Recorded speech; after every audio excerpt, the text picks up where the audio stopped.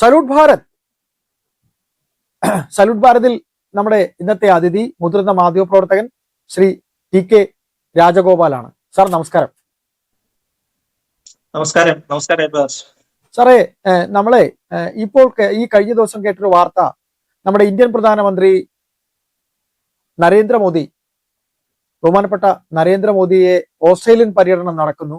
മെൽബണിൽ അദ്ദേഹത്തിന് കിട്ടിയ സ്വീകരണം, അവിടെ അദ്ദേഹത്തിനെതിരെ ഇവിടെ കുടിയേറ്റക്കാരെ ആവശ്യമില്ല, കുടിയേറ്റ ഇന്ത്യക്കാരെ ആവശ്യമില്ല എന്ന് പറഞ്ഞുകൊണ്ട് അദ്ദേഹത്തിന്റെ ഈ പ്രോഗ്രാമിൽ എതിർപ്പുമായി അവിടുത്തെ തന്നെ ഒരു സ്വദേശിയുടെ പ്രകടനം. അപ്പൊ ഇതെല്ലാം നടക്കുമ്പോൾ ഇത് ശരിക്കും അദ്ദേഹത്തിന് ഇങ്ങനെ ഒരു എന്താ പറയാ, ഇങ്ങനെ ഒരു പ്രശ്നമൊക്കെ അവിടെ ഉണ്ടാകാൻ, ഖാലിസ്ഥാൻവാദികളുടെ പ്രശ്നം ഉണ്ടാകാൻ സാധ്യതയുണ്ട് എന്നൊരു അറിയിപ്പ് കിട്ടിയതായിട്ടൊക്കെ പറയുന്നുണ്ട്. അപ്പോ ഇങ്ങനൊരു വിദേശ രാജ്യത്ത് മറ്റൊരു രാജ്യത്തെ ഏറ്റവും ടോപ്പ് പൊസിഷനിൽ ഇരിക്കുന്ന ഒരാൾ വരുമ്പോൾ അദ്ദേഹത്തിന് ശരിക്കും കൊടുക്കേണ്ട ഒരു സുരക്ഷയില്ലേ? അതിൽ ഓസ്ട്രേലിയൻ ഗവൺമെന്റിന് വീഴ്ച പറ്റിയോ? പിന്നെ ഈ ഖാലിസ്ഥാൻവാദികൾ, സാർ ഒന്ന് ഈ അദ്ദേഹത്തിന് അവിടെ കിട്ടിയ സ്വീകരണവും ശേഷമുണ്ടായ ഈ വിഷയവും ഒന്ന് ചുരുക്കി പറയാമോ?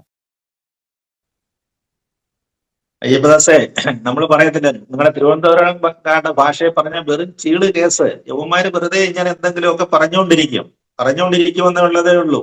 ഇന്ത്യൻ പ്രധാനമന്ത്രിയെ ഞങ്ങളങ്ങ് ചെയ്തു കളയുമെന്നാണ് പറഞ്ഞത്. അതിങ്ങനെ ആർക്കും കീറുവാണോ അടിക്കാം. കള്ളിഷാപ്പിലൊക്കെ ഇരുന്ന് ഞങ്ങൾ പറയത്തില്ല, അവൻ ഇങ്ങോട്ട് ഇറങ്ങിക്കഴിഞ്ഞാൽ അവനെ ഞാൻ കുത്തി വലതി കളയുന്നു എന്നൊക്കെ പറഞ്ഞു കഴിഞ്ഞിട്ട് രണ്ടെണ്ണം അടിച്ചേച്ച് അവിടെ തന്നെ പറഞ്ഞു വീടുന്നവന്മാരുടെ അവസ്ഥ നമ്മൾ കണ്ട് എന്ന് പറഞ്ഞതുപോലുള്ള കാര്യങ്ങളേ ഉള്ളൂ. പക്ഷെ ഇവർ ഇന്ത്യക്ക് പുറത്ത് സജീവമാണ്. ഇന്ത്യക്കകത്തെ പരിപാടിയെല്ലാം കഴിഞ്ഞു. ഇന്ത്യക്കകത്ത് പഞ്ചാബിനകത്ത് കിടന്നുള്ള കളികളും ഒക്കെ നടത്തി കുറച്ചൊക്കെ ഡൽഹിയിലും ഒക്കെ വന്ന് കിടന്ന് കളിച്ചിരുന്നവര്. പക്ഷെ ആ പരിപാടിയൊക്കെ അവസാനിച്ചു. ഇവിടെ ഇനിയും ഖലിസ്ഥാൻവാദവും കൊണ്ട് പഴയ വാളും പരിചയം ചുരുകയും മറ്റേ കൃപാണും ഒക്കെ ആയിട്ട് ഇറങ്ങി കഴിഞ്ഞ വിവരം അറിയും. നിയമം മാറിക്കഴിഞ്ഞു. UAPA ആണ് നിയമം ഉള്ളത് ഇന്ത്യയിൽ, അല്ലേ? ജാമ്യം പോലും കിട്ടത്തില്ല. ജാമ്യം പോലും കിട്ടാതെ ജീവിതകാലം മുഴുവൻ ജയിലിനകത്തില്ല. തീഹാറിലാണെങ്കിൽ തീഹാറിൽ എവിടെയാണെങ്കിലും സുഖമായിട്ട് കഴിഞ്ഞുകൂടാം. നല്ല പറഞ്ഞ ഗോതമ്പുണ്ടയും ഒക്കെ കഴിച്ച് സുഖമായിട്ട് കഴിഞ്ഞുകൂടാം. അപ്പൊ അതുകൊണ്ട് എന്ത് പറ്റി? UAPA വന്നു കഴിഞ്ഞപ്പോഴത്തേക്ക് ഒന്നിനെയും കാണാനില്ല. ഇന്ത്യയിലെങ്ങും ഇല്ല പരിപാടികൾ. ഈ പറഞ്ഞ ഖലിസ്ഥാൻവാദികളും ഇല്ല. അല്ലെന്നുണ്ടെങ്കിൽ രാജ്യം വേണമെന്നും പറഞ്ഞ് വെട്ടിപ്പിടിക്കണമെന്ന് കുറവാണ്. പിന്നെ ഈ വാളും കൊണ്ട് ചാടിയവന്മാരും ഒന്നും ഇപ്പൊ കാണുന്നില്ല.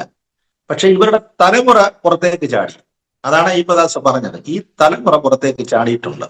അത് ഇവരെ ഓപ്പറേറ്റ് ചെയ്യുന്ന രാജ്യങ്ങളിൽ പ്രധാനപ്പെട്ട 2 രാജ്യങ്ങളെ കുറിച്ചാണ് അയ്യപ്പദാസ് ഇപ്പൊ പറഞ്ഞത്. അത് പറഞ്ഞത് ഒന്ന് ഓസ്ട്രേലിയ, പിന്നീട് ന്യൂസിലൻഡ്. ഈ 2 സ്ഥലങ്ങളും ഉണ്ട്. ഒറ്റപ്പെട്ട ദ്വീപുകളാണല്ലോ ഇവിടെ ഇവരെ ഉണ്ട്. ഇവര് കാര്യമായിട്ടുണ്ട് ഈ സ്ഥലങ്ങളിലൊക്കെ. കാരണം എന്ന് പറഞ്ഞാൽ ഇവര് സമ്പന്നന്മാരാണ്. ഇവരുടെ ഇന്ത്യക്കകത്ത് നിന്ന് നമ്മുടെ ഗോതമ്പിന്റെയും ട്രാക്ടറിന്റെയും ഒക്കെ സബ്സിഡി അടിച്ചു മാറ്റി. അങ്ങനെയാണല്ലോ. ഗോതമ്പ് വിളയുന്ന സംസ്ഥാനത്ത് ഇഷ്ടം പോലെ സബ്സിഡി, ഇതിന്റെ ഭക്ഷ്യ സുരക്ഷ, പിന്നെ ഇതിന്റെ ആയിട്ട് ബന്ധപ്പെട്ട് കേന്ദ്ര ഗവൺമെന്റ് ഒരുപാട് ആനുകൂല്യങ്ങൾ കൊടുക്കുന്നുണ്ടായിരുന്നു. ഇതെല്ലാം വാങ്ങിച്ചിട്ട് ഇവന്റെ തലമുറകൾ അനുഭവിച്ചിട്ട് അവർ അതിസമ്പന്നന്മാരാണ്. അന്ന് ഈ പ്രാവശ്യം കണ്ടില്ലേ, കർഷക സമയത്ത് ഡൽഹി ബോർഡറിൽ ഇരുന്ന് അവർ കുടിച്ച മദ്യത്തിന്റെ വിലയൊക്കെ കേട്ടില്ലേ? ഇവിടെ സാധാരണക്കാരന് ഈ 500-ന്റെ 600-ന്റെ 700-ന്റെ ഒക്കെ അടിക്കുമ്പോഴ് അന്ന് പോയിട്ട് സ്കോച്ചുകളാണ്. വലിയ വീപ്പയ്ക്കകത്ത് സ്കോച്ച് കൊണ്ടുവച്ചിട്ടാണ് അടിക്കുന്നത്. 5000 മുതൽ മുകളിലോട്ടാണ് അതിന്റെയൊക്കെ വിലകൾ. എവിടെ നിന്ന് കിട്ടിയ അവരുടെ തുകയെല്ലാം കൂടെ ഏറ്റവും പുതിയ ട്രാക്ടറിലുമാണ് വരുന്നത്. ഇതാണ് ഇവിടുത്തെ കർഷകര്. അപ്പൊ ഈ മോഡൽ പരിപാടിയൊക്കെ ഇടയ്ക്കിടയ്ക്ക് ഒരു നടത്തും. ഇടയ്ക്കൊക്കെ നടത്തി വെച്ച് പിന്നെ മുങ്ങിക്കളി എന്ന് പറഞ്ഞാൽ 2-3 മാസം ഇന്ത്യ നിൽക്കത്തുള്ളൂ. ബാക്കിയെല്ലാം വിദേശത്താണ്. അപ്പൊ ഞാൻ ആദ്യം വിചാരിച്ചത് ഇവന്മാര് കാനഡയിലാണ്. ഇവന്മാരുടെ തലസ്ഥാനം എന്ന് പറയുന്നത് കാനഡയാണ്. കാനഡയിലെ ഏതാണ്ട് ഒരു നല്ല ശതമാനം കാര്യങ്ങൾ നിയന്ത്രിക്കുന്നവർ തന്നെയാണ്. പേടിയാണ്. അവിടുത്തെ സർക്കാരിന് തന്നെ ഇവന്മാരെ പേടിയാണ്. കാരണം ഇവരുടെ വോട്ട് കൊണ്ടാണ് കനേഡിയൻ സർക്കാർ പോലും നിലനിൽക്കുന്നത്. ഇവരുടെ വോട്ട് വേണം. ഈ വോട്ട് ബാങ്ക് ഇല്ലെങ്കിൽ പ്രയാസമാണ്. കാരണം സമസ്ത മേഖലകളെ ഇവർ ഭരിച്ചിരിക്കുകയാണ്. വ്യവസായ മേഖലകളെ, ഹോട്ടല്, റെസ്റ്റോറന്റ്, അതേപോലെ തന്നെ പിന്നെ മാളുകള് എന്ന് വേണ്ട എല്ലാ മേഖലകളിലും ഇവരുണ്ട്. അപ്പൊ അങ്ങനെ വന്നപ്പോ കാനഡയിൽ എന്തെങ്കിലും പോകുന്ന സമയത്ത് ഇങ്ങനൊക്കെ ചെറിയ ത്രെട്ടുകളൊക്കെ കേൾക്കാം, ചെറിയ പ്രശ്നം. പക്ഷെ അവിടെ ഒന്നും ഉണ്ടായിട്ടില്ല കേട്ടോ. അവിടെ ഒന്നും യാതൊരു പ്രശ്നങ്ങളും ഉണ്ടായിട്ടില്ല. പിന്നെ ബ്രിട്ടനിലുണ്ട്, US-ലുണ്ട്. US-ലൊക്കെ പറഞ്ഞ വേറെ നിയമങ്ങളായതുകൊണ്ടായിരിക്കും അവിടെ തലമുക്കിയിട്ടില്ല. എന്നാൽ പിന്നെ ഒറ്റപ്പെട്ട ദ്വീപുകളിലേക്ക് വരികയാണല്ലോ. ഓസ്ട്രേലിയയിലേക്ക് വരുന്നു, അതേപോലെ തന്നെ ന്യൂസിലൻഡിലേക്ക് വരുന്നു. ഇവിടെ വെച്ച് എന്തെങ്കിലും പരിപാടി നമ്മൾ ചെയ്ത് കളയാം എന്നൊക്കെയുള്ള തെറ്റിദ്ധാരണകൾ ആരോ പറഞ്ഞു കൊടുത്തതാണ് അവരോട്. ചുമ്മാ ഒരു വീരവാദം മുഴക്കിയത്. അപ്പൊ അങ്ങനെയാണല്ലോ. ഞാനിപ്പോ ഇന്ത്യൻ പ്രധാനമന്ത്രി അടിക്കുമെന്നും പറഞ്ഞ് ഒരു മെയിൽ അയച്ചു കഴിഞ്ഞാൽ രാവിലെ പോലീസ് എന്നെ വന്ന് പൊക്കും. ഇവിടെ മെയിൽ അയച്ചു കഴിഞ്ഞാൽ മണിക്കൂറുകൾക്ക് തന്നെ പൊക്കും. അപ്പൊ എനിക്കൊരു പബ്ലിസിറ്റി ആയി. അതാ ഇന്ത്യൻ പ്രധാനമന്ത്രിയെ ഭീഷണിപ്പെടുത്തിയവനെ അറസ്റ്റ് ചെയ്തിരിക്കുന്നു എന്നൊക്കെ പറഞ്ഞ് എന്ന് പറഞ്ഞ പോലുള്ള കാര്യങ്ങളേ ഉള്ളൂ. മെൽബൺ സ്റ്റേഡിയം ഇളകി മറിഞ്ഞ ദാസ് കണ്ടില്ലേ? പ്രധാനമന്ത്രിയുടെ പ്രസംഗം കേട്ടില്ലേ? മെൽബൺ സ്റ്റേഡിയത്തിലെ പ്രധാനമന്ത്രിയുടെ പ്രസംഗം ലൈവായിട്ട് വന്നായിരുന്നല്ലോ, അല്ലേ? അദ്ദേഹം പറഞ്ഞ ഓരോ വാക്കിനും തിങ്ങി നിറഞ്ഞ സ്റ്റേഡിയമായിരുന്നു, അല്ലേ? തിങ്ങി നിറഞ്ഞ സ്റ്റേഡിയത്തിലുണ്ടായ ഒരു ആരവം നമ്മൾ കണ്ടില്ലേ? എന്തൊരു ഗംഭീരമായ പ്രസംഗമായിരുന്നു. അതിഗംഭീരം. നമ്മൾ പറഞ്ഞല്ലോ, അദ്ദേഹം ചില ചരിത്ര നിമിഷങ്ങൾ സൃഷ്ടിച്ചിട്ടുണ്ട്. വിദേശത്ത് നടക്കുന്ന പ്രസംഗങ്ങളിൽ ചില ചരിത്ര നിമിഷങ്ങൾ ഇന്ത്യൻ പ്രധാനമന്ത്രി സൃഷ്ടിച്ചിട്ടുണ്ട്. അത്തരത്തിലുള്ള ഒരു വലിയ നിമിഷമായിരുന്നു മെൽബണിൽ കണ്ടത്. പ്രത്യേകിച്ച് ഓപ്പറേഷൻ സിന്ദൂറുമായിട്ട് പറയുന്ന സമയത്ത് അയ്യപ്പ ശ്രദ്ധിച്ചിരുന്നു. അത് ഓപ്പറേഷൻ സിന്ദൂറിനെ കുറിച്ച് പറഞ്ഞ സമയത്ത് ഇന്ത്യൻ സമൂഹം ഇളകി മറിയുകയായിരുന്നു. നമ്മള് എന്താണ് ഭീകരതയ്ക്ക്, അതും ഭീകരത ചൂണ്ടി അദ്ദേഹം വ്യക്തിപരമായി ഒന്നും പറഞ്ഞില്ല. എന്നെ കണ്ട് ട്രംപ് പറഞ്ഞതുപോലെ എന്നെ മിക്കവാറും ലവ്മാന് വെടിവെച്ച് കൊല്ലും എന്നൊക്കെ പറഞ്ഞതുപോലെ ഇറാൻ പറഞ്ഞിട്ടുണ്ടെന്നല്ലയോ പറയുന്നത്. ഇസ്രായേൽ ഇപ്പൊ പറഞ്ഞിട്ടുണ്ടല്ലോ ട്രംപ് ഏത് സമയത്തും തന്നെ തട്ടിക്കളയാവരുന്നുള്ളത്, അല്ലേ? ഇപ്പൊ ട്രംപ് ഇടയ്ക്ക് പറഞ്ഞു നടക്കുന്നുണ്ട്, എനിക്ക് വെളിയിൽ ഇറങ്ങാൻ വയ്യ, എനിക്ക് ബാത്റൂമിൽ പോകാൻ വയ്യ, തന്നെ നടക്കാൻ വയ്യാത്ത സ്ഥിതി എന്നൊക്കെ ഇപ്പൊ എത്തിയിട്ടുണ്ട്. അത് ഇസ്രായേൽ പറഞ്ഞതായത് മൊസാദിന് ചിലപ്പോൾ കിട്ടിയ വിവരങ്ങളായിരിക്കാം.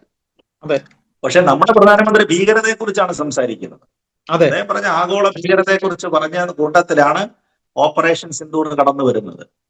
ഓപ്പറേഷൻ സിന്ദൂർ എന്ന് പ്രധാനമന്ത്രി പറയുകയും സ്റ്റേഡിയം പൊട്ടിത്തെറിക്കുകയായിരുന്നു, അല്ലേ? എന്തൊരു വലിയ കരഘോഷമായിരുന്നു ആ സ്റ്റേഡിയത്തിൽ ഉണ്ടായിരുന്നത്. ഏറ്റവും ഇന്ത്യ കണ്ട, നമ്മുടെ ഈ സമീപകാലത്ത് നമ്മുടെ രാജ്യം കണ്ട, ലോകം കണ്ട ഒരു വലിയ ഓപ്പറേഷൻ ആയിരുന്നു. 5-6 ദിവസം നീണ്ടു നിന്നുള്ളൂ. നീണ്ടു നിന്നുള്ളെങ്കിലും ഒരു രാജ്യത്തിന്റെ ശക്തി വളർന്നു വരുന്ന ഒരു തേർഡ് ഫോഴ്സ് ആയിട്ട് ഉയർന്നു വരുന്ന ഒരു രാജ്യത്തിന്റെ ശക്തി നമ്മൾ കാണിച്ചു കൊടുത്തത് ഓപ്പറേഷൻ സിന്ദൂറിലാണ്. അത് വെറുതെയല്ല, അല്ലെ? മതം നോക്കി ഇന്ത്യക്കാരനെ കൊല്ലുന്നു. അപ്പൊ അവന്റെ ഭാര്യമാരെ വിധവകളാക്കുന്നു, സഹോദരിമാരെ അനാഥരാക്കുന്നു. അപ്പൊ അന്ന് പ്രധാനമന്ത്രി കൃത്യമായിട്ട് പറഞ്ഞതാണ്, അവരുടെ സിന്ദൂരം മായ്ച്ചവരെ ഒന്നും ഞങ്ങൾ വെറുതെ വിടത്തില്ല. അവൻ ഏത് വിഭാഗത്തിൽപ്പെട്ടവനായാലും ശരി, അവൻ തീവ്രവാദി എന്നൊക്കെ പറഞ്ഞ് ഖലിസ്ഥാനാണെങ്കിലും ശരി, ഏതാണെങ്കിലും ശരി, അല്ലെ പാകിസ്ഥാനിൽ നിന്ന് ട്രെയിനിങ് കിട്ടുന്ന പല ഗ്രൂപ്പുകളുണ്ടല്ലോ, പല ഗ്രൂപ്പുകൾ വന്നിട്ടുണ്ട്. അതിലൊന്നാണ് ഈ ഖലിസ്ഥാനും അങ്ങനെയൊക്കെയുള്ള ചില പരിപാടികൾ നടത്തുന്നവരാണ്. വിദേശത്ത് ധാരാളം കണക്ഷൻസ് ഉണ്ട് അവർ. ഇതെല്ലാം കൂടെ ഉള്ളിൽ വെച്ചുകൊണ്ട് തന്നെയാണ് പ്രധാനമന്ത്രിയുടെ ആ പ്രസംഗം വന്നത്, മെൽബൺ പ്രസംഗം വന്നത് എന്നാണ് എനിക്ക് തോന്നുന്നത്. തീർച്ചയായിട്ടും അതിശക്തമായ ഭാഷയായിരുന്നു, അതിശക്തമായ വാക്കുകളായിരുന്നു. ഇങ്ങനെയുള്ള ഒന്നിനും ഇന്ത്യ കീഴടങ്ങുന്ന പ്രശ്നമില്ല എന്ന് അസന്നിഗ്ധമായ പ്രഖ്യാപനങ്ങളായിരുന്നു. പിന്നെ അദ്ദേഹം അവിടെ പോയത് ഇത് പറയാൻ വേണ്ടി മാത്രമായിരുന്നില്ല. നമുക്ക് കുറച്ച് ഓസ്ട്രേലിയൻ മലയാളികൾ ധാരാളം ഉള്ള സ്ഥലമാണല്ലോ ഓസ്ട്രേലിയ എന്ന് പറഞ്ഞാൽ. നല്ലപോലെ വ്യവസായ രംഗത്തൊക്കെ വലിയ അതിഭീമന്മാരായ ആളുകൾ കൊണ്ട് സാധാരണക്കാര് ഓസ്ട്രേലിയ ഒരുപാട് കുടിയേറ്റം നടന്നിട്ടുണ്ട്. നമ്മുടെ ഇന്ത്യക്കാര് പ്രത്യേകിച്ച് മലയാളികൾക്ക് നല്ല കുടിയേറ്റം നടക്കുന്ന സ്ഥലങ്ങളാണ്. അപ്പൊ അവിടെ വ്യാവസായികമായിട്ട് കുറച്ച് പദ്ധതികൾ അദ്ദേഹത്തിന് ഉണ്ടായിരുന്നു. പിന്നീടാണ് ന്യൂസിലൻഡിലേക്ക് വരുന്നത്. ന്യൂസിലൻഡിലേക്ക് വരുന്ന സമയത്തും ഈ എന്താണ് അതിന്റെ ഒരു തന്ത്രം എന്നുള്ളത് ഇപ്പം പുറത്ത് വന്നിട്ടില്ല. ഒരു പക്ഷെങ്കിൽ അദ്ദേഹം ലക്ഷദ്വീപിൽ പണ്ട് പോയപ്പോഴേ നമ്മൾ അറിഞ്ഞില്ല എന്തിനാണ് ലക്ഷദ്വീപിൽ കാറ്റ് കൊള്ളാൻ പോയെന്നാണ് നമ്മളൊക്കെ അന്ന് പറഞ്ഞത്. പക്ഷേ ലക്ഷദ്വീപിൽ എന്താണ് വരുന്നത്? ലക്ഷദ്വീപ് ഒരു സാധാരണ സംഭവം ആയിരുന്നില്ല. അത് ആരുടെയൊക്കെ പിന്നെ കുത്തകയായിട്ട് കൈവച്ചുകൊണ്ടിരുന്ന ഒരു സാധനമായിരുന്നു. അദ്ദേഹം വന്ന് കാറ്റ് കൊള്ളാൻ പോയി കടൽത്തീരത്തൊക്കെ ഇരുന്നു എന്നൊക്കെ നമ്മൾ മനസ്സിലാക്കിയെങ്കിലും 6 മാസം കഴിഞ്ഞപ്പോഴാണ് ഇപ്പൊ സംഭവമൊക്കെ വെളിയിൽ വരുന്നത്, അല്ലേ? ഇപ്പൊ എന്താ നമ്മൾ മനസ്സിലാക്കുന്നത്?